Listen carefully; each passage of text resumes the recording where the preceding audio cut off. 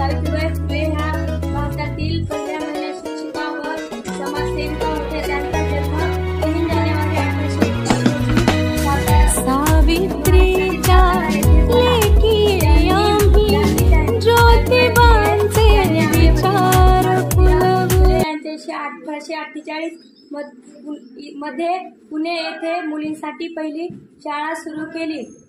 सावित्रीबाई फुले ह्या 9 वर्षाच्या असताना त्यांनी महात्मा ज्योतिराव फुले 9 वर्षाच्या असताना त्यांचा विवाह महात्मा ज्योतिराव फुले यांच्याशी झाला.